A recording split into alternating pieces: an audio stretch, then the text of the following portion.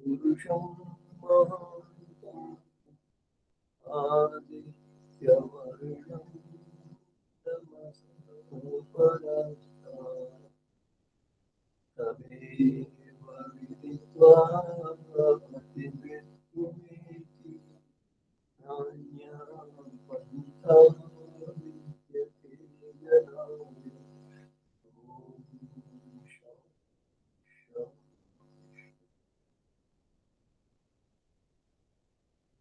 बंधु शक्ति समम శబ్దం స్పష్టంగా రావట్లేదు. विचार करने के लिए बैठे हैं। इसी पूर्व सत्संग में मैंने संप्रज्ञा समाधि की विषय बताया था। ఓం నమస్తే స్వామీజీ, వినపడట్లేదు స్వామీజీ మీరు अब विशेष रूप से असंप्रज्ञा समाधि की विषय विचार विराम प्रत्याघात पूर्व संस्कार सूत्र में लिखा है विराम प्रत्याघात। विराम कहते हैं समस्त वृत्तियों का विराम होना। जब एक ही वृत्ति रहती है तो उसको कहते हैं एकाग्र समाधि।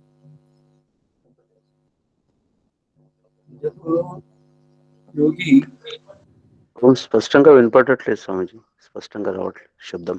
को और पुरुष को दोनों को तुलना में देखा, गुण सुख का ज्ञान स्वभाव वाले पुरुष ऐसा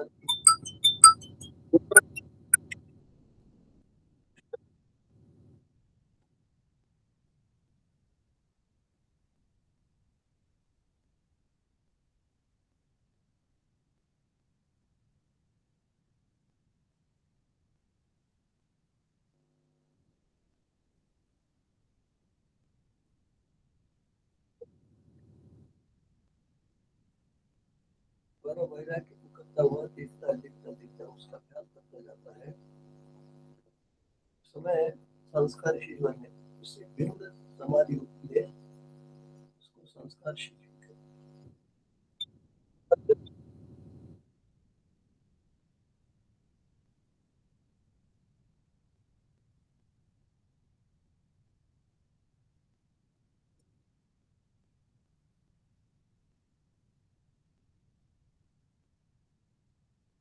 ईश्वर का जान।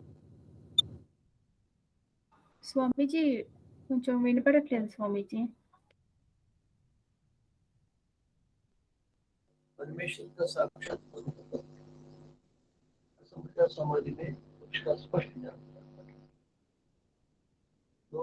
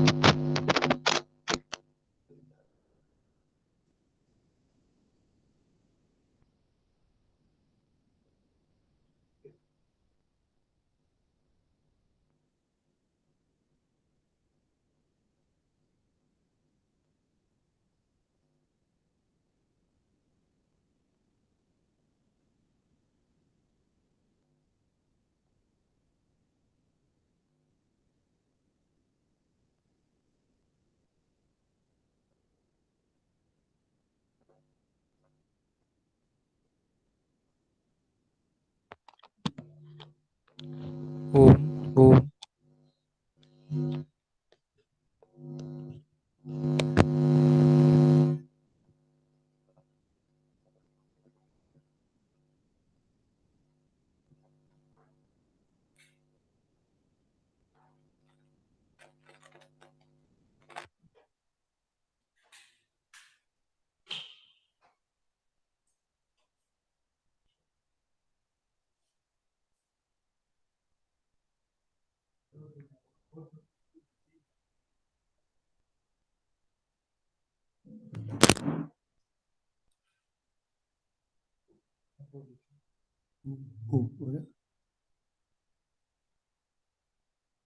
विराम प्रत्याभ्यास पूर्व संस्कार शेष होता।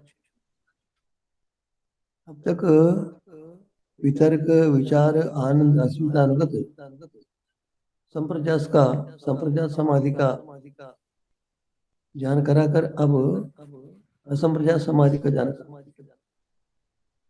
विराम एक तो होता है एकाग्र समाधि, उसमें एक वृत्ति रहती है, इसके पश्चात उस वृत्ति को विराम देते हैं, उसको कहते हैं विराम करते हैं। तो विराम का ज्ञान होता है, उसका अभ्यास। उसका कारण क्या है? पुरुष का ज्ञान। पुरुष के ज्ञान होने से गुणों के प्रति वैराग्य हो जाता है।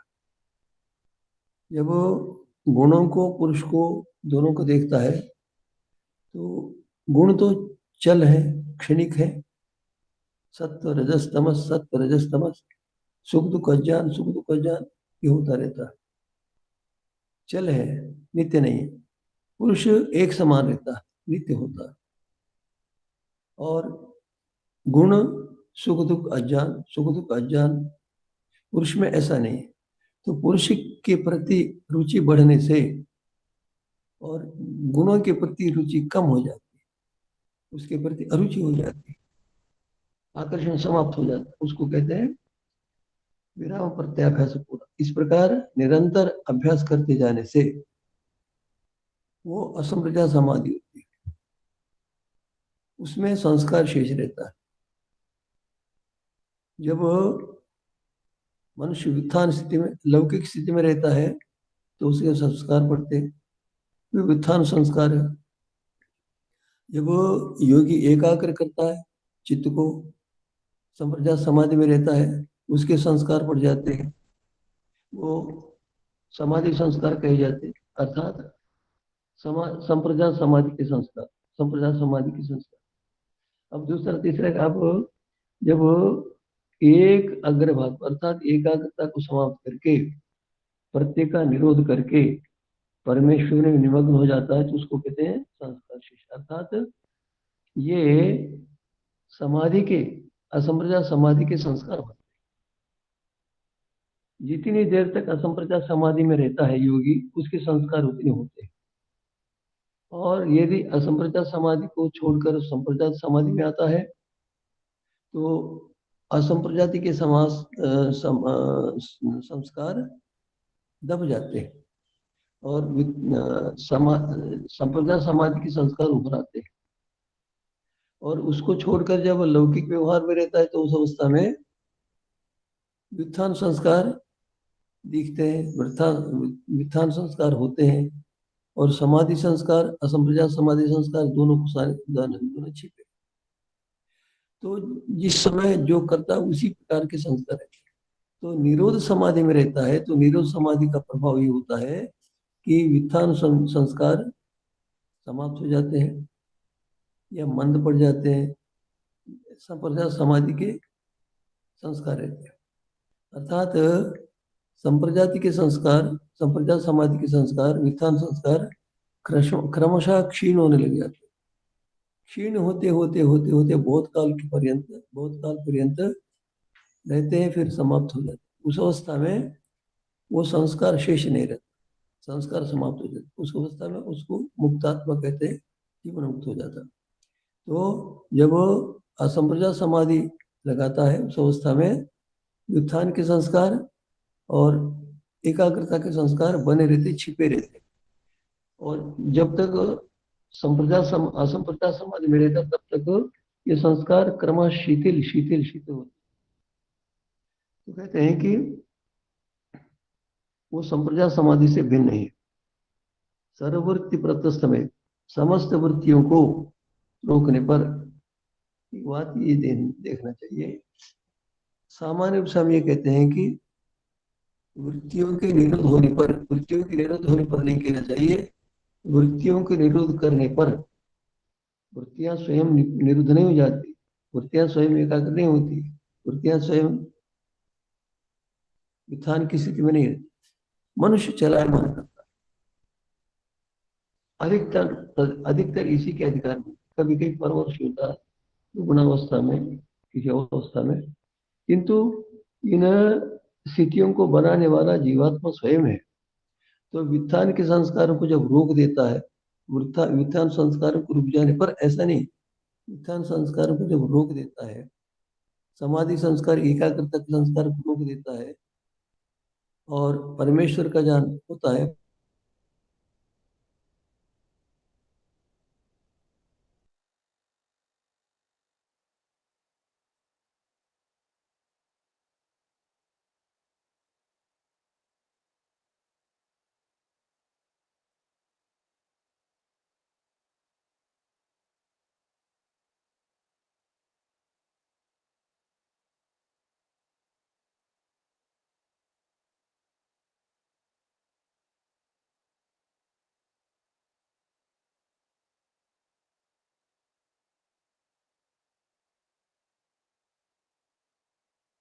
मात्र शेष रहते।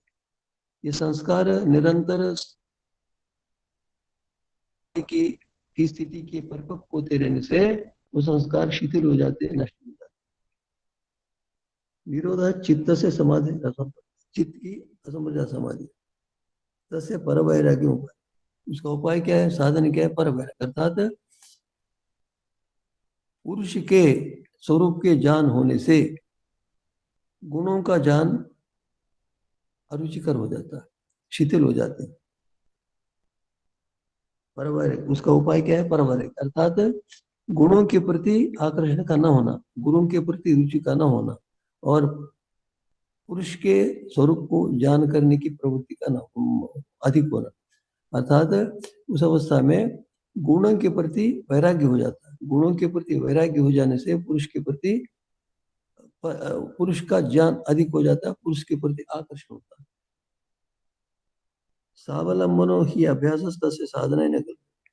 सालमन अर्थात कोई भी अर्थात सालमन कोई भी हो, चाहे पंचभूत हो, चाहे तन्मात्राएं हो, चाहे अहंकार हो, चाहे इंद्रियां हो, चाहे मैतत्व हो, चाहे 17 स्तंभ हो, कोई भी हो, ये सारे का सारे आलम्बन आधार है। इन पर चित्त को न टिका कर, क्योंकि इन पर चित्त के टिकाने से, इन पर चित्त को लगाने से पुरुष का ज्ञान नहीं होता, मंद गति से होता। इसलिए इनके प्रति रुचि नहीं होती, इनका आलम्बन नहीं करता, इनका आधार नहीं करता, इनका आश्रय नहीं करता। सालमना ही अभ्यास है। यदि इनका आलम्बन करते समय समाधि लगाता है तो वो निरोध समाधि को प्राप्त नहीं कर सकता। इसलिए सालमनो ही अभ्यास साधना, वो निरोध समाधि के लिए उपकारी साधक नहीं हो सकता। इसलिए विराम प्रत्यय निर्वस्तु करता, तो वहां पर कोई भी आलम्बन नहीं रहता, कोई भी आलम्बन नहीं रहता। तो आलम्बन के लिए अर्थात वस्तु रहितता, आलम्बन रहितता का आधार लिया जाता है। सच अर्थ शून्य, किसी भी पदार्थ का आलम्बन नहीं होता। जैसे मैंने अभी पदार्थों के नाम गिनाए थे, उनमें से किसी भी पदार्थ का, किसी का मैं आलम्बन नहीं लेता। अभ्यास पूर्व चित्तम, अर्थात निरालंबन, किसी का आलम्बन न लेते हुए जो चित्त होता है, उसको निरालंबन अभाव प्राप्त नहीं। वह चित्त निरालंबन, अर्थात कोई भी आलम्बन नहीं, आधार नहीं। क्या होता है अभाव, अर्थात समस्त भूत, तन्मात्राएं, इंद्रिया, अहंकार, महतत्व, गुण, कुछ भी वहां पर नहीं रहता, निर्वस्तु का।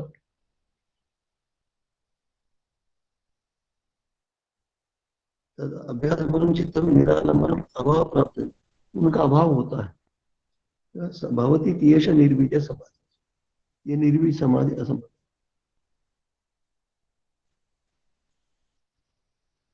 उस अवस्था में गुणों का ज्ञान करते करते करते करते गुणों से पृथक हो जाता है, पुरुष का ज्ञान हो जाता है, पुरुष में मन को एकाग्र करता है, पुरुष का ज्ञान होता है। संप्रज्ञात समाधि में पुरुष का ज्ञान होता था, किंतु असंप्रज्ञात समाधि में पुरुष का ज्ञान इस प्रकार का होता है, वैसे संप्रदाय समाज में नहीं होता, इसीलिए वो असंप्रदाय समाज की स्थिति में रहता।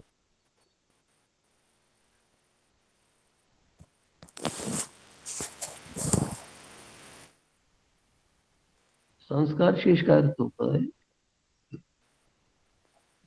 संस्कार तीन अवस्था में रहते हैं। एक तो वित्थान संस्कार, लौकिक संस्कार, एक एकाग्रता के संस्कार, वो जिसको समाधि संस्कार कहते हैं, और दूसरा निरोध समाधि में विद्यमान संस्कार, ये ज्ञान संस्कार। अर्थात एक समय में एक प्रकार के संस्कार रहते हैं। एक समय में एक वृत्ति होती है, तो उस अवस्था में निरोध संस्कार अथवा संप्रज्ञात समाधि के संस्कार अथवा वित्थान संस्कार। तो जब निरोध समाधि होती है तो उस अवस्था में एकाग्र समाधि के संस्कार बने रहते हैं, और वो क्रमशः समाप्त हो जाते हैं। तो जब तक वो रहते हैं तब तक संस्कार शेष कहते हैं। जब वो संस्कार समाप्त हो जाते हैं उस अवस्था में पूर्ण मुक्तात्मा हो जाता है। उसका संस्कार कुछ भी नहीं, अविद्या का अथवा एकाग्रता का किसी प्रकार का संस्कार नहीं रहता। इन संस्कारों को, संस्कार पढ़ते रहते हैं, संस्कार होते हैं, तो असंप्रज्ञात समाधि का अभ्यास करता जाता है तो स्वतः ही ये संस्कार क्षीण और नष्ट हो जाते हैं। एक ये बात है। मान लीजिए निरोध समाधि को कर रहा है, निरोध समाधि की स्थिति में, निरोध समाधि की स्थिति में अज्ञान निर्मूल हो जाता है, संस्कार नष्ट हो जाते हैं। इतने मात्र से वो मोक्ष को प्राप्त नहीं करता।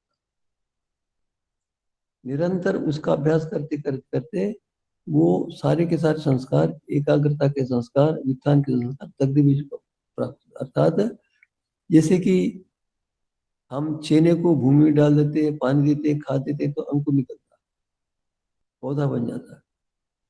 किंतु उसको तवे पर रखकर भून देते हैं तो उसके उस्ताद पानी में डाल, भूमि में डालकर पानी देने पर, खाद देने पर भी नहीं होता। इसी प्रकार वो सारे के सारे संस्कार तकदीर बीज, उस अवस्था में जीवन मुक्त हो जाता, संस्कार शेष नहीं रहता। अब इसके पश्चात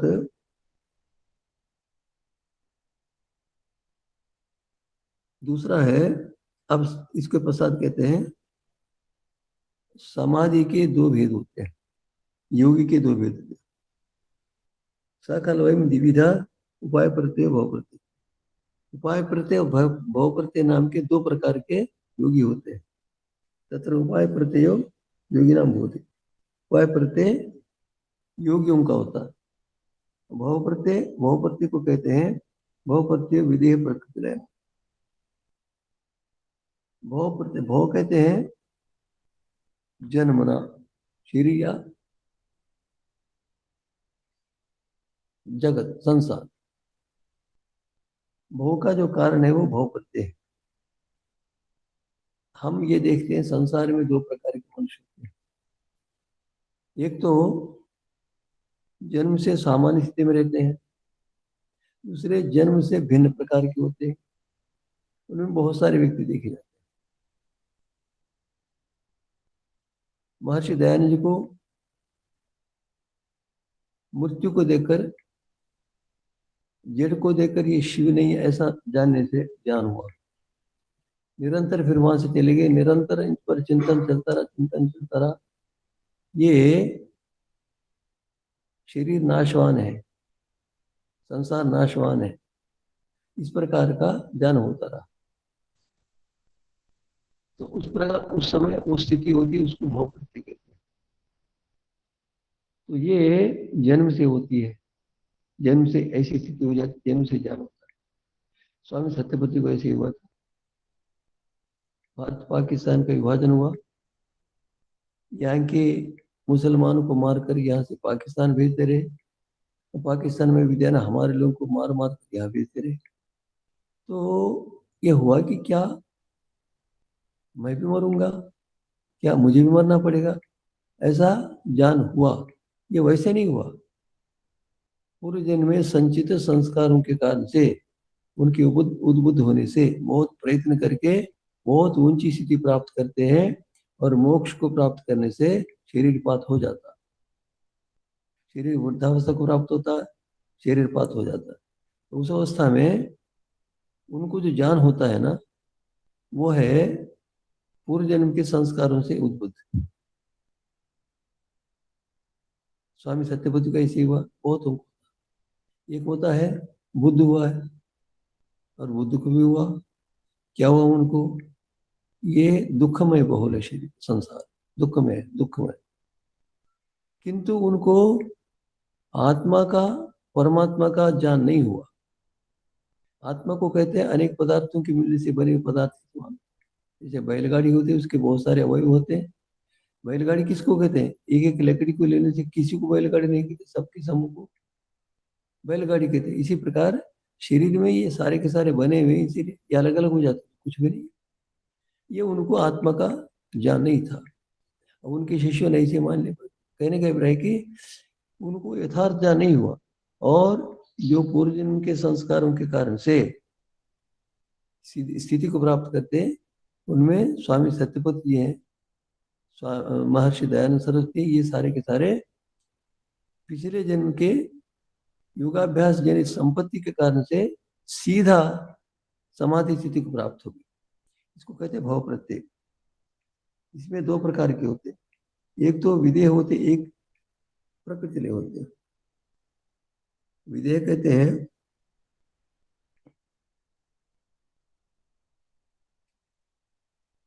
भाव प्रत्यय कहते हैं इन संसार के समस्त पदार्थों को, जगत क्या है, जगत किससे बना है, जगत क्यों बना है, जगत को किसने बनाया है, सूर्य चंद्र नक्षत्र तारे, ये पृथ्वी मनुष्य पशु पक्षी, इन सबको देखता देखता देखता देखता ज्ञान प्राप्त करता जाता है। इसको कहते हैं भव, भव नाम का ज्ञान, भव नाम की समाधि का ज्ञान। कहते हैं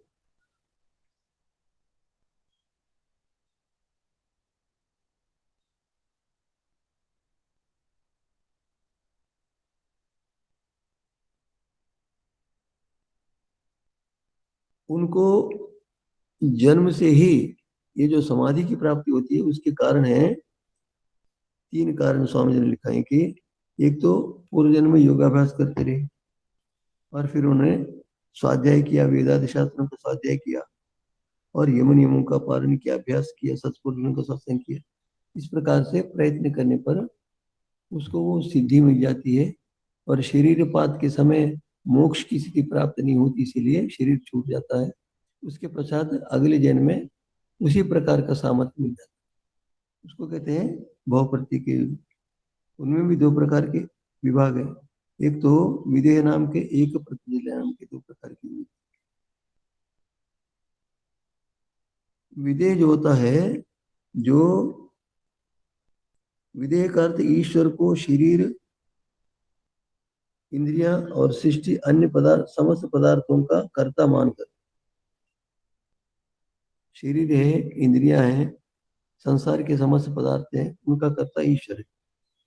इस और शरीर को और इन समस्त सूर्य चंद्र इत्यादि समस्त पदार्थों को नाशवान मानकर इस शरीर के ऊपर अपने स्वामित्व को हटा देता। शरीर मेरा नहीं है, शरीर सब परमेश्वर के अधिकार में है। इस प्रकार शरीर के अभिमान को छोड़कर जो परमेश्वर का अधिकार मानकर, परमेश्वर की के द्वारा बनाया मानकर जो समाधि को प्राप्त करता है, वो है विदेह नामक समाधि। अर्थात इस शरीर को ईश्वर का बनाया मानकर अपने स्वामित्व को छोड़कर ईश्वर में लीन होना है विदेह नामक युग। और दूसरा क्या है? प्रकृति लय।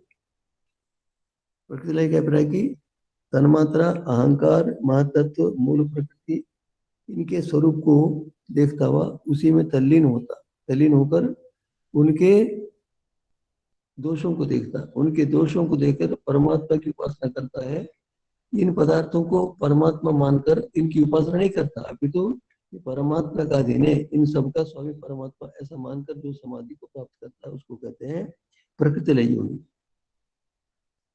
भव प्रत्यय नाम के जो योगी होते हैं वो विधेय नाम के योगी होते हैं प्रकृति लय योगी।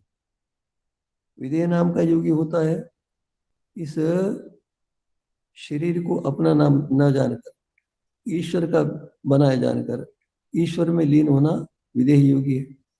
और तन्मात्रा, अहंकार, महतत्व इनमें निमग्न होकर इनका चिंतन करते हुए इनके स्वरूप का ज्ञान प्राप्त करके इनसे भिन्न परमात्मा की उपासना प्राप्त करके परमात्मा की उपासना करते हुए इन सब का स्वामी परमात्मा जानना, ये स्थिति होती है, इनको कहते हैं प्रकृति लय।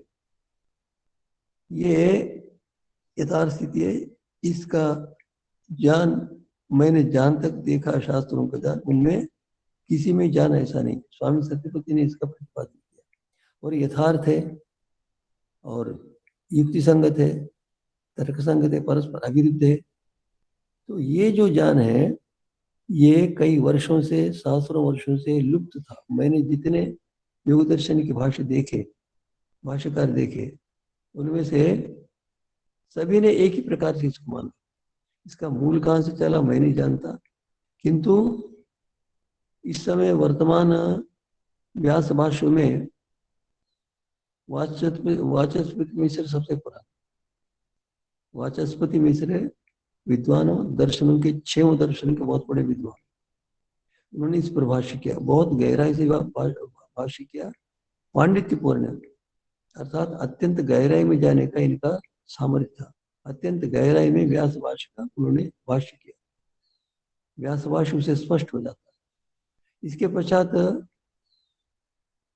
आनंद भिक्ष नाम का एक और विद्वान हुआ है, वो बहुत बड़े विद्वान है, उन्होंने भी इसका भाष्य किया।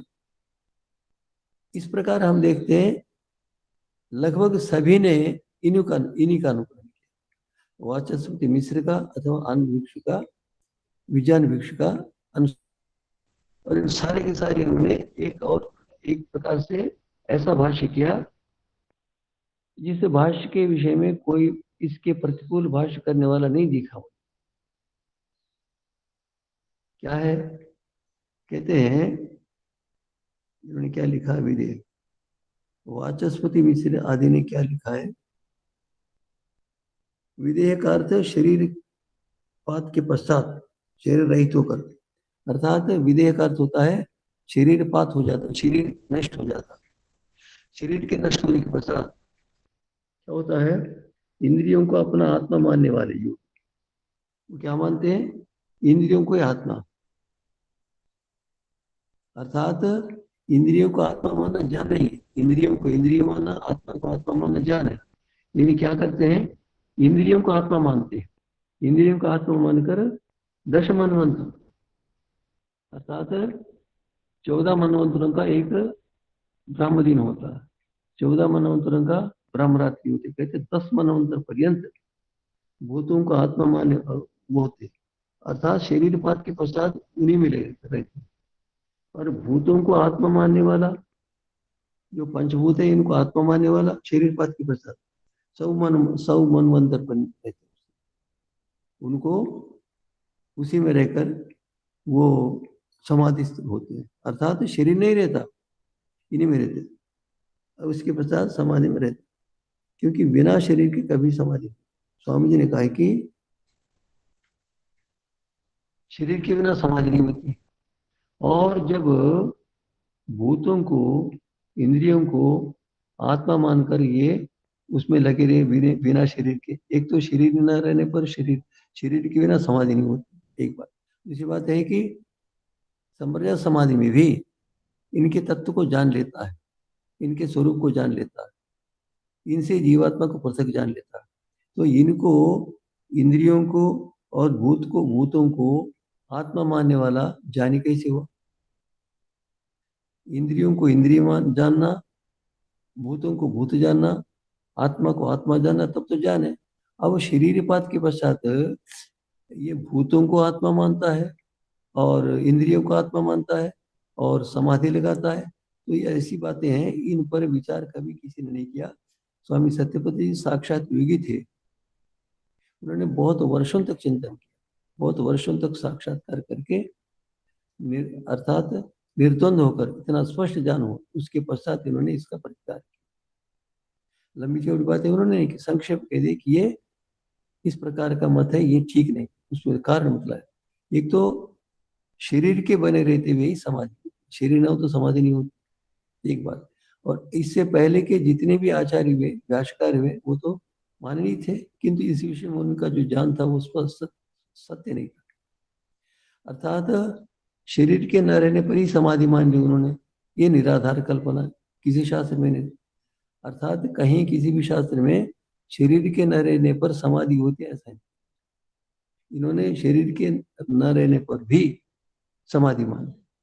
और फिर दूसरा क्या किया इन्होंने, एक तो भूतों को आत्मा मान लिया, भूतों को आत्मा मान लिया। ये तो भूतों को भूत मानना ज्ञान है, भूतों को आत्मा मानना अज्ञान है।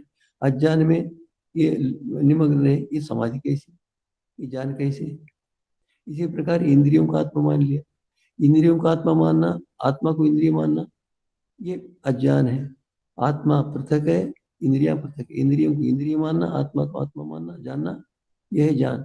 इस प्रकार ऐसा, इसका अर्थ ऐसा हुआ कि पता नहीं कितने हजारों वर्षों से वाचस्पति मिश्र के विज्ञान भिक्षु के भाषा को पढ़ने वाले, जानने वाले, मानने वाले कैसे क्या कुछ समझा होगा।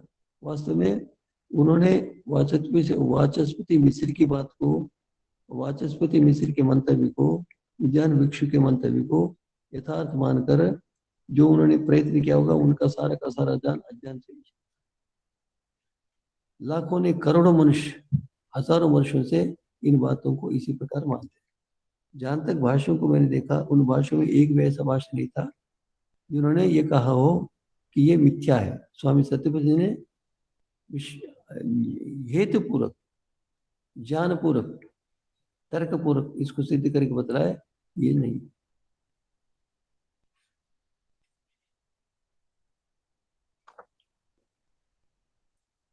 तो हम विशेष करके मैंने यहां तक देखा है कि बहुत सारे भाष्य हैं, बहुत सारे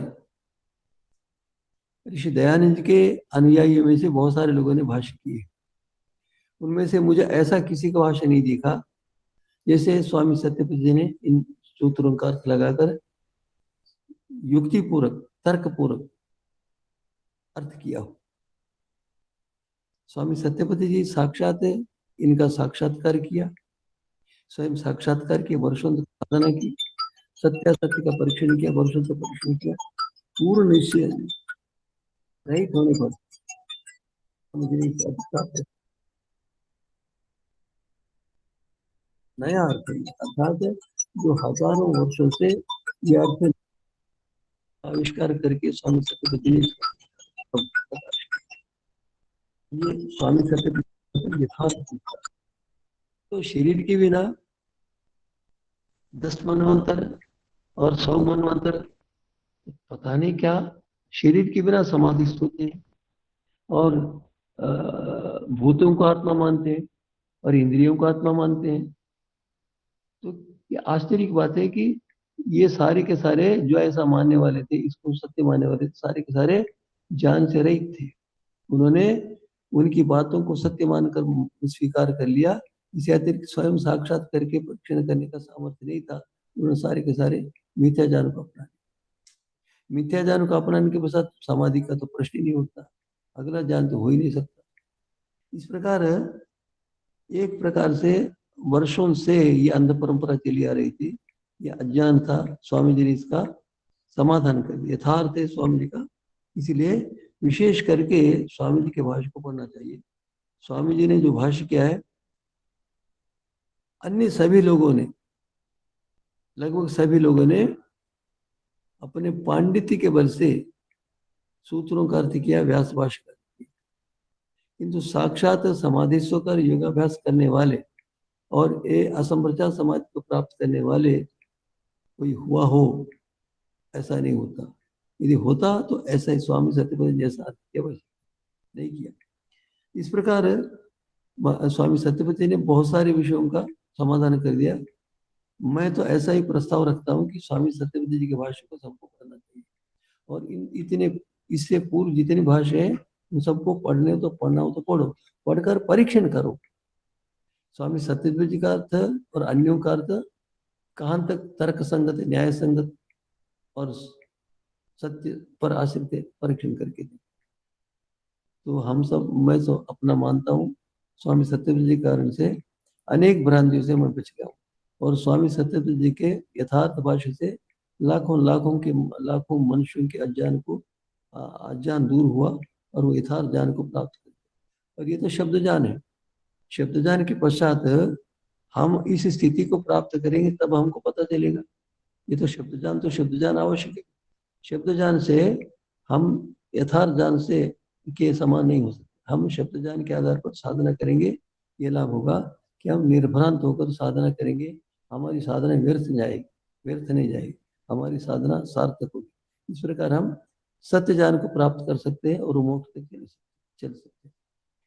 इस प्रकार स्वामी सत्यव्रत जी का भाष्य। दूसरी बात, परंपरा से आई जो बात कह रहा हूँ, बहुत सारे लोगों ने, ऋषि दयानंद के शिष्यों ने, ऋषि दयानंद के मंतव्य को सत्य मानने वालों ने ऐसे ऐसे भाष्य किए हैं जिनका भाष्य स्वामी जी के भाष्य से ठीक भिन्न होता है। परंपरा से जो आया है लगभग उन्हीं को माना, उन्हीं भाष्यों को माना, उन्हीं मंतव्य को माना, वो ठीक है। तो इस प्रकार हम स्वामी सत्यव्रत के इस भाष्य को देख शाब्दिक रूप से हमने समझ लिया कि ये अशुद्ध है, किंतु हम इतने मात्र से नहीं कह सकते। अर्थात हम जब तक स्वयं साधना करके इस स्थिति को प्राप्त करके तुलना करके नहीं देखेंगे, तब तक इसको स्पष्ट रूप से नहीं जान सकते।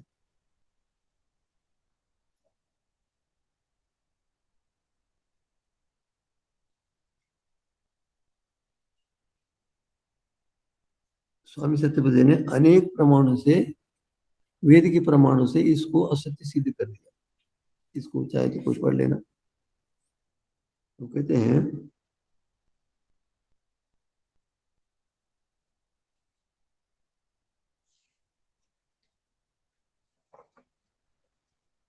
श्रद्धा वीर्य स्मृति समाधि प्रज्ञा पूर्व की दृष्टि। एक तो अनेक जन्मों में साधना करके बहुत ऊंची स्थिति प्राप्त करके जिनका शरीर समाप्त हो गया, उनको अगले जन्म में मिला समाधि का सामर्थ्य मिला, उनको कहते हैं भवपत्ति वाली योगी।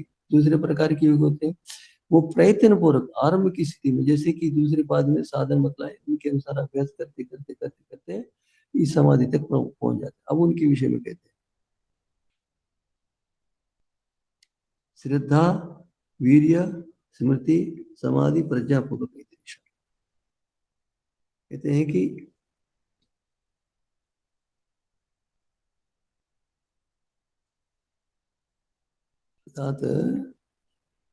जो योगाभ्यास करके बहुत उन्नत स्थिति को प्राप्त करके असंप्रज्ञात समाधि तक प्राप्त करके उस स्थिति में थे, उस अवस्था में शरीर के जीर्ण होने से अथवा प्रलय से शरीर का पात हो जाता, तो उनको मोक्ष की प्राप्ति करने में अभी न्यूनता की आवश्यकता थी, वो नहीं हुआ, तो वो अगले जन्म में भवप्रत्यय नाम के योगी बन जाते। उनको अगले जन्म में बिना यम नियमों के पालन किए पूर्व जन्म की यम नियमों के पालन से संपत्ति प्राप्त है, जो ज्ञान प्राप्त है, उसके आधार पर व्यक्त हो जाता, वो भवप्रत्यय नाम के योगी होते हैं। और दूसरे क्या होते हैं, जो निरंतर यमनियमादियों का साधना करके यम नियमों का पालन करके अपने सामर्थ्य को बढ़ाते हुए इस असंप्रज्ञात समाधि तक पहुंच जाते हैं। अब उसको कहते हैं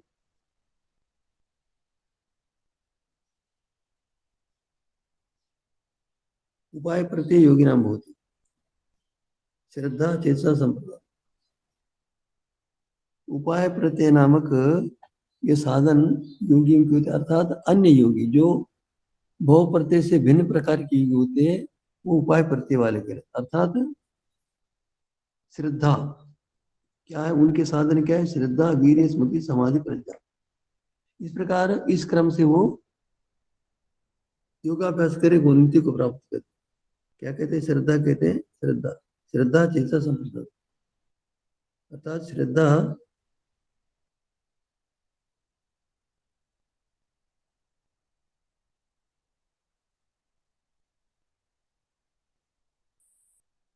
श्रद्धा कहते हैं चित्त की प्रसन्नता को, चित्त की अभिरुचि अर्थात तीव्र इच्छा व माता के समान कल्याणकारिणी योगी की रक्षा करती। तो पहले श्रद्धा अर्थात मैं योग को प्राप्त करूं, ऐसी इच्छा करके, तीव्र इच्छा करके योगाभ्यास के लिए प्रवृत्त होता है। तो वो क्या करता है? श्रद्धा करते स्वामी जी ने, स्वामी ऋषि दयानंद जी ने अर्थ किया है सत्य को धारण करना श्रद्धा। सत्य कहते हैं सत्य को धारण श्रद्धा, अर्थात यथार्थ सत्य को जानने की इच्छा से, तीव्र भावना से होकर वो प्रयत्न करता है। वह श्रद्धा अर्थात सत्य को प्राप्त करना चाहे इस प्रकार की जो उसकी भावना होती, इच्छा होती है, वह जैसे माता बालक की रक्षा करती है, उसी प्रकार उसको योगाभ्यास में त्रुटि न होने देने के लिए, निरंतर आगे बढ़ने के लिए उसको सामर्थ्य प्रदान करता है, करती है।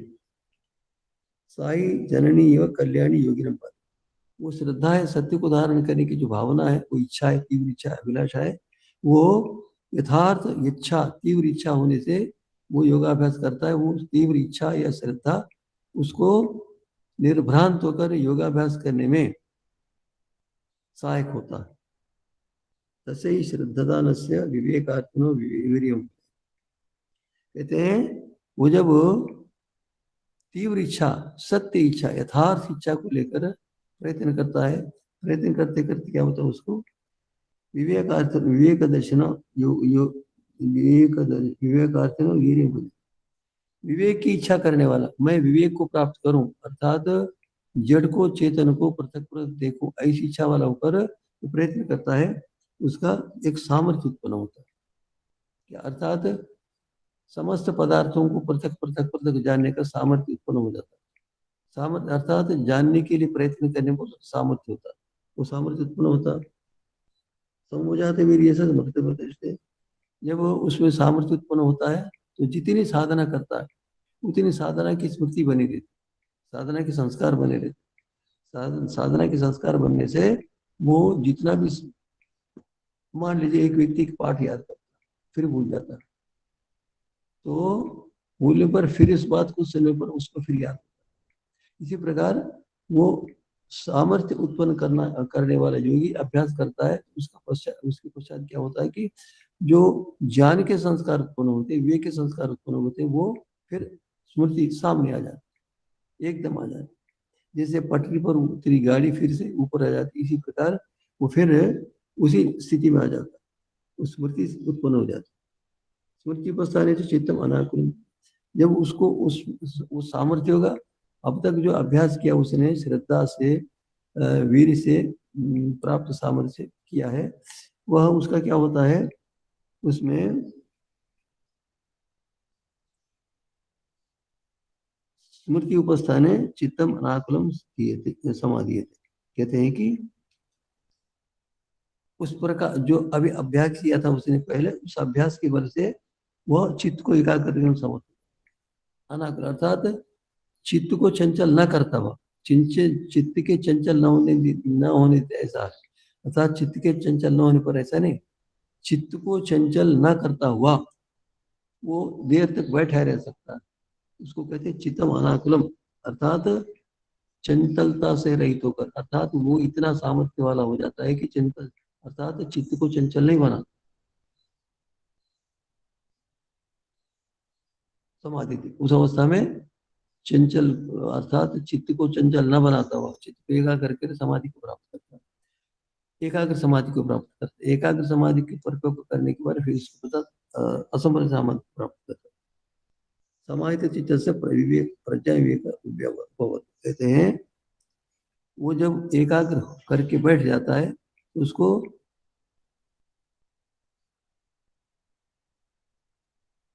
प्रज्ञा विवेक, अर्थात इन पदार्थों को, जड़ और जड़ के विभिन्न विभाग और चेतन जीवात्मा, इनको पृथक पृथक जानने का सामर्थ्य उत्पन्न हो जाता है, इसको कहते हैं विवेक ज्ञान।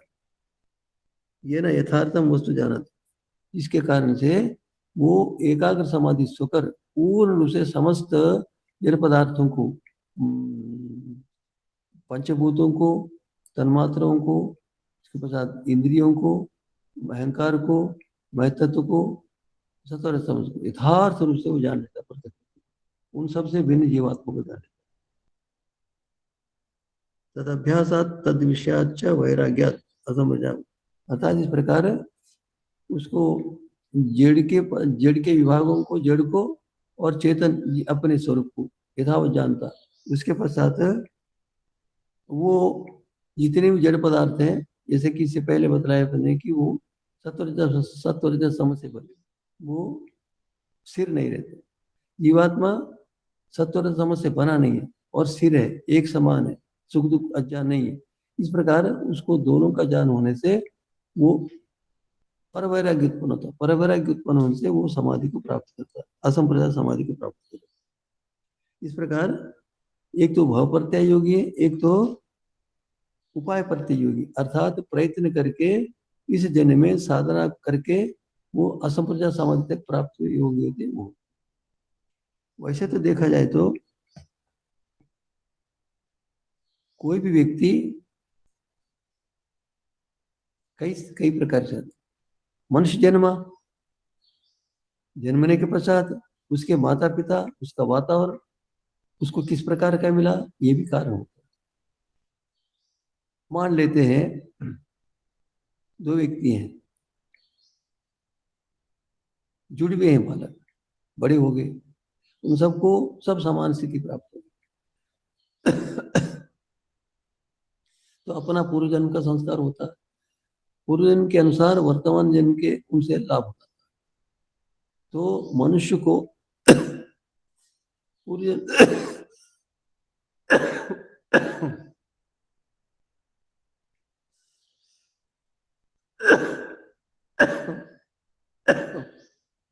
एक तो सामान्य मनुष्य का जन्म लेता है, एक तो विशेष मनुष्य में जन्म लेता है। विशेष योग्यता वालों में जन्म लेने वाला वो पूर्व जन्म के पुण्य कर्म करता है, और सामान्य मनुष्य में जन्म लेने वाला सामान्य कर्म करता है। वो पूर्व जन्म का अर्थात पूर्व जन्म का होता है, पूर्व जन्म के संस्कार होते हैं, अज्ञान या ज्ञान होता है, उसमें न्यूनाधिकता होती है। तो पूर्व जन्म में किसी प्रकार भी कुछ तो किया होगा, जैसे मान ली उत्तम माता पिता क्या जन्म हुआ और उत्तम संस्कार मिले, उत्तम वातावरण मिला, उत्तम गुरु मिले, उत्तम स्थिति मिली, तो उसके पूर्व जन्म के संस्कार है, उसको श्रद्धा से प्रारंभ करके करना पड़ेगा उसको, तो दोनों में अंतर होगा। इस प्रकार पूर्व जन्म की संपत्ति को नितांत नहीं निषेध नहीं कर सकते। पूर्व जन्म के होते, पूर्व जन्म के दोनों प्रकार के, अच्छे बुरे, अच्छे अधिक या बुरे अधिक, इस प्रकार। तो इन सबको दृष्टि में रखकर मनुष्य को साधना करनी चाहिए। इनको परे करके, इनको छोड़कर कोई साधना करेगा तो वो लाभान्वित होगा। वैसे तो विचार करता वो एक व्यक्ति प्रयत्न करता है, उसको अधिक सफलता मिल जाती है, दोनों साथ में, दोनों विद्यार्थी साथ में, गुरु एक ही है, वातावरण एक ही है, गुरुकुल एक ही, फिर भी एक को कुछ रुचि अधिक हो जाते, उन्नति करता, तो उसका पूर्व मानना पड़ता। इस प्रकार हम एक व्यक्ति ऐसा होता है कि अच्छे लोगों के यहाँ जन्म लिया उसने और उसके संस्कार दूषित हैं, और वो अच्छे संस्कारों के रहते हुए दूसरे संस्कारों के कारण से बाहर के बालकों से मिलकर दूसरे संस्कारों को नहीं। तो हम इन दोनों को तुलना करके देखें कि किस किस प्रकार के किस किस के संस्कार हैं और बाहर का वातावरण, इन सबको दृष्टि में। वैसे तो योगी प्रयत्न करता है तो ऐसा होता है, तथापि मनुष्य को इसका ज्ञान करना ही चाहिए। अर्थात मनुष्य किस वातावरण में है, उसको बाहर का कितना सहयोग मिलता है, और फिर उसके पश्चात कितना सहयोग, कितना प्रसार होता है, इनको दृष्टि में करें। जो भी हो, मनुष्य को ये मान कर चलना चाहिए कि मेरे पूर्वजन्म के संस्कार अच्छे भी हैं, मेरा ज्ञान भी है और वो दबा हुआ है। अभी मैं प्रयत्न करूंगा तो उस अज्ञान को दूर करके ज्ञान के सहयोग से उन्नति करूंगा। इस प्रकार साधना उसको करनी चाहिए, तो वो उन्नति करता है। अर्थात उसके मन में दृढ़ विश्वास होना चाहिए। उस दृढ़ विश्वास के आधार पर प्रयत्न करता है तो क्रमशः उन्नति को प्राप्त करता है, मोक्ष को प्राप्त करता है। तो ये भी नहीं होना चाहिए कि मेरे संस्कार अच्छे नहीं है, मेरे कर्म अच्छे नहीं, मेरा जन्म अच्छा नहीं, इस प्रकार सोचकर बैठना ये लाभकारी नहीं, हानिकारक। तो निरंतर ये नहीं सोचना चाहिए कि हमारे पूर्व जन्म के संस्कार किस प्रकार के हैं और इस समय किस प्रकार के वातावरण, किस प्रकार का वातावरण मिला, किस प्रकार का माता पिता, नहीं, सबको छोड़कर निरंतर चले। केवल श्रद्धा से मुझे प्रयत्न करने का फल मिलेगा ये मानकर निरंतर चलता चले, चलता चलने पर वो निरंतर आगे लिखा है योगेश योग अर्थात योग का उपाध्याय योग ही योग का गुरु, और कोई गुरु नहीं होता। जो उसने साधना की होती है, साधना का जो फल होता है उसके आधार पर उसकी श्रद्धा बढ़ जाती, योग्यता बढ़ जाती। इस प्रकार निरंतर प्रयत्न करते करते मनुष्य उन्नति को प्राप्त करता है। तो मनुष्य दूसरों से अपनी तुलना न करे, हाँ करे तो उन्नति के विषय में करे, अवनति के विषय न करे, तो मनुष्य निरंतर उन्नति को प्राप्त करता है। यह योग साधना, यह योग दर्शन अति सामान्य मनुष्य से नहीं, अत्यंत निकृष्ट मनुष्य से लेकर अत्यंत उत्कृष्ट उन्नति को प्राप्त करने वाले सभी लोगों के लिए साधन। तो हम निरंतर प्रयत्न करके अपने आप को ये ना मान ले, ये न देखे कि हमारे पूर्वजों के संस्कार अच्छे नहीं है, हमारे माता पिता अच्छे नहीं मिले अथवा अच्छे मिले मानकर निराश होकर उसको लेकर नहीं चलना चाहिए। निरंतर हम ये समझ लें कि हम आरंभ से प्रयत्न कर रहे हैं, हमारे संस्कार भी पुराने बहुत अच्छे हैं, होते भी हैं, तो उनके आधार पर उन्नति करेंगे, इस श्रद्धा से चलेंगे तो मोक्ष को प्राप्त कर सकेंगे। उसके लिए प्रयत्न करना पड़ेगा, सत्संग, स्वाध्याय, निरंतर प्रयत्न करते करते करते एक ही है, एक व्रत ले लेना कि मैं साधना करने के लिए जन्मा हूँ, साधना करने के लिए उसको कई प्रकार की रुचियां हो जाती, कहीं सामाजिक सम्मान, कहीं व्यक्ति सम्मान की। इस प्रकार के संसार के प्रलोभन से दूर होने के लिए प्रतिज्ञा करे, व्रत बना कर चले तो निम्न से निम्न स्तर पर भी रहने वाला उस व्रत के बल से बहुत ही उन्नति को प्राप्त करेगा, अंतिम मोक्ष को प्राप्त करने में समर्थ हो जाएगा। इतना यह है कि यदि मनुष्य पिछले जन्म की बहुत बड़ी संपत्ति अच्छी हाथ न लगी तो भी कोई बात नहीं, प्रयत्न करते करते करते यदि इस जन्म में मोक्ष को प्राप्त नहीं कर पाया तो इतना तो हो जाते कि अगले जन्म में अति शीघ्र ही उसको विवेक ज्ञान प्राप्त हो जाए और समाधि को प्राप्त हो। उपनिषद में लिखा है कि यदि इस जन्म में मोक्ष को प्राप्त करने के लिए प्रयत्न नहीं किया तो सारा का सारा व्यर्थ हो जाए। तो इस जन्म में मोक्ष को प्राप्त करने के लिए प्रयत्न करें तो अच्छा है, मोक्ष मिलेगा, यदि नहीं तो कम से कम अगले जन्म में तो मोक्ष प्राप्त कर सकूंगा, मैं इतना साधना करूंगा, इस विश्वास को लेकर चले तो भी हो सकता है। तो इस प्रकार हम समाधियों के विषय में जान लिया। अब कोई इस विषय में शंका करना चाहे, प्रश्न पूछना चाहे, पूछ सकते हैं।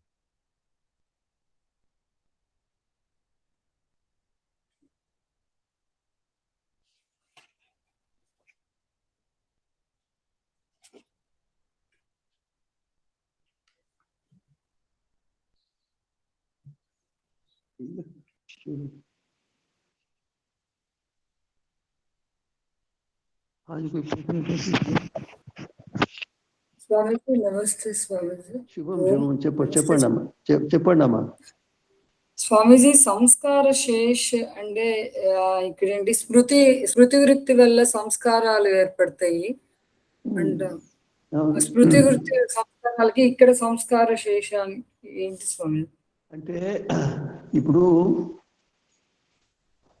అసంప్రదాయ సమాధిలో ఉన్నాడు, ఇప్పుడు అసంప్రదాయ సమాధి ప్రాప్తమే, అసంప్రదాయ సమాధి అయితే అసంప్రదాయ సమాధి దొరకగానే మోక్షం అవుతుందా అని ప్రశ్న. కానీ మోక్షం ఎందుకంటే అసంప్రదాయ సమాధి దొరికిన తర్వాత ఇంతవరకు విధాన సంస్కారాలు, ఏకాగ్ర సంస్కారాలు ఉన్నాయి కదా, అవి నిష్టం కావాలి. అర్థమైనదమ్మా? ఇప్పుడు అసంప్రదాయ సమాధి దొరికింది, దొరికిన తర్వాతనే అతని అజ్ఞాన సంస్కారాలు, ఏకాగ్ర సంస్కారాలు సమాప్తం కావు. ఈ నిరోధ సమాధి ద్వారా కొత్త సంస్కారాలు ఏర్పడతాయి. ఆ సంస్కారాలు ఎంత తీవ్రమైతే అంత ఈ ఏకాగ్ర సమాధి వలన వచ్చే సంస్కారాలు, వ్యుత్థాన సంస్కారాలు, లౌకిక సంస్కారాలు అవి క్రమంగా క్షీణిస్తాయి. పూర్తి క్షీణిన తర్వాత అసంప్రదాయ సమాధి వరకు వచ్చిన సంస్కారాలు క్షీణిస్తాయి. ఒక విధంగా చూడండి, ఒక కట్టెను అగ్ని తగిలించడం, కట్టె కాలిపోతుంది. ఏమవుతుంది? అగ్ని కట్టెని కాల్చి స్వయంగా కూడా అదృశ్యమైపోతుంది. అదేవిధంగా ఈ ఏకాగ్ర అసంప్రదాయ సమాధి ద్వారా వచ్చిన సంస్కారాలు మిగతా సంస్కారం సమాప్తం చేసి స్వయంగా కూడా నష్టమైపోతాయి. అప్పుడు మోక్షం, జీవన్ముక్తి అంటారు.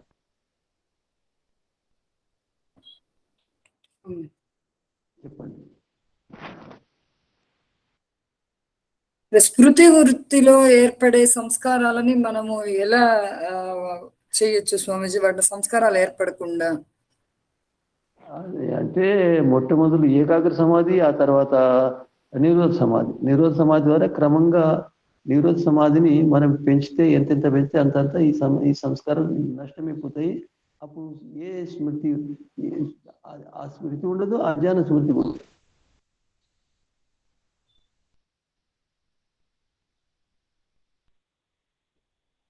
మనము వాటిని దగ్ధం చేయాలి.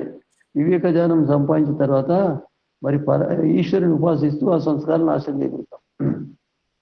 సంస్కారాలు ఎక్కడైతే నేను శరీరాన్ని, నేను దేవదత్తుని అనుకుంటే అప్పుడు సంస్కారాలు వస్తాయి. తనను వేరుగా చూసినప్పుడు సంస్కారాలు ఏర్పడతాయి, అవే సంస్కారాలు ఉంటాయి. అంటే యోగాభ్యాసం చేసేవాళ్ళు సంస్కారాలు దగ్ధమైన తర్వాత కూడా సమాధి స్థితిలో ఉండి మాట్లాడతారు, వ్యవహారం చేస్తారు, పాఠాలు నేర్పుతారు, అన్ని చేస్తారు. ఆ సంస్కారాలు పనిచేయవు, నష్టమైపోయింది.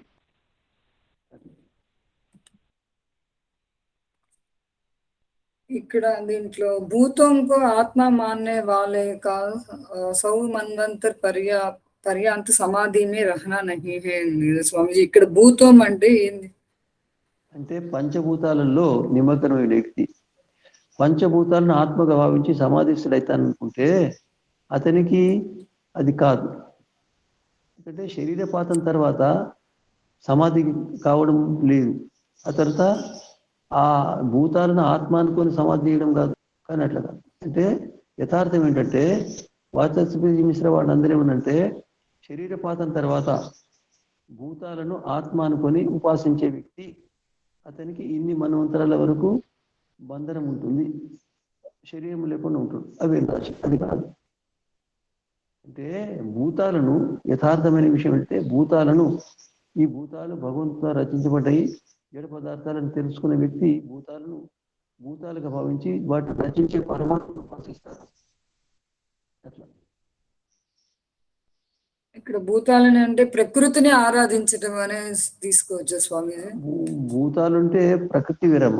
భూతాలంటే పృథివీ, జలం, అగ్ని, వాయువు, ఆకాశం అనే పంచభూతాలు. వాటిని నిర్మించేవాడు పరమాత్ముడు అని తెలుసుకొని పరమాత్మను ఉపాసించడం. వాటిని భగవంతుడిగా భావించకుండా పరమాత్మని భావించకుండా భగవంతుడు నిర్మించిన పదార్థాన్ని తెలుసుకోవడం అది యథార్థ స్థితి. అంటే మనం ఇక్కడ ప్రకృతి అంటే సత్వరజస్తమో గుణాలతో ఏర్పడిందని మనం ప్రకృతి అనుకోవాలి. దాని నుంచి వచ్చింది పైకి కనిపించే పంచభూతాలు. అట్లా అంటే ప్రకృతి అంటే వాటిని విభిన్న స్థాయిల్లో ఉండే వ్యక్తం చేయడానికి శబ్దాలను వాళ్ళు వాడినారు. ప్రకృతి అంటే సత్వం రజస్తమస్సు విడివిడిగా ఉంటాయి, కలువు. కలిసి అది ప్రధానం అయిపోతుంది. అంటే ఏదో ఒకటి ప్రధానంగా ఉంటుంది. అప్పుడు మూడు విడివిడిగా ఉన్నప్పుడు కలిసిలేవు కాబట్టి ప్రధానం లేదు, అప్రధానం. ఆ విధంగా వాళ్ళు శబ్దాలను వాటి స్థితిని తెలపడానికి విడివిడిగా దాంట్లో ఉండే అర్థాన్ని వ్యక్తం చేయడానికి చెప్పినారు. ఇప్పుడు మనం ఈ భూతాలు ప్రకృతి కాదు, ప్రకృతి పంచభూతాలు కాదు, వేరు వేరు. ఆ ప్రకృతి అంటే సత్వం సమస్య విడిగా ఉన్నప్పుడు ప్రకృతి. స్వామిజీ. అంటే సమాన అవసరం ఉంటాయి. ఏది ప్రధానం మూడు కలిసి లేనప్పుడు ప్రధానం ఏదైతే ఒకటి ఉన్నప్పుడు ఒకటే. మూడు ఉంటేనే ఒకటి ప్రధానం, ఒకటి గౌణం అయిపోతుంది. స్వామిజీ. విడివిడిగా ఉన్నాయి కాబట్టి అన్ని ప్రధానమే ప్రకృతి. ఇప్పుడు దాని యొక్క వికృతి ఇప్పుడు మనం చూసేది పంచభూతాలు అనుకోవచ్చు స్వామిజీ. ఇప్పుడు దాని యొక్క వికృతి, మాతత్వము, అహంకారము, ఏకాదశ ఇంద్రియాలు, పంచ తన్మాత్రలు, పంచభూతాలు.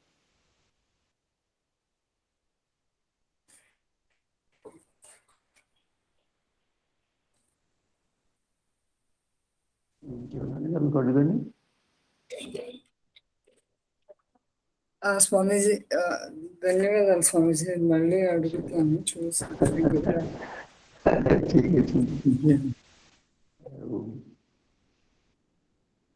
ఇంకేమైనా అడగాలనుకుంటే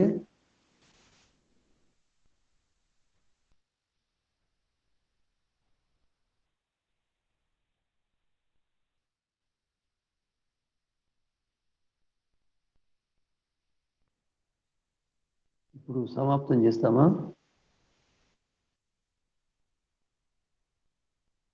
సమాప్తం. ద్యౌః శాంతిరంతరిక్షం శాంతి, పృథివీ శాంతిరాపః శాంతిరోషధయః శాంతి, వనస్పతయః శాంతిర్విశ్వే దేవాః శాంతిర్బ్రహ్మ శాంతి, సర్వం శాంతి. శాంతిరేవ శాంతి సా మా శాంతిరేధి. ఓం శాంతి శాంతి శాంతి.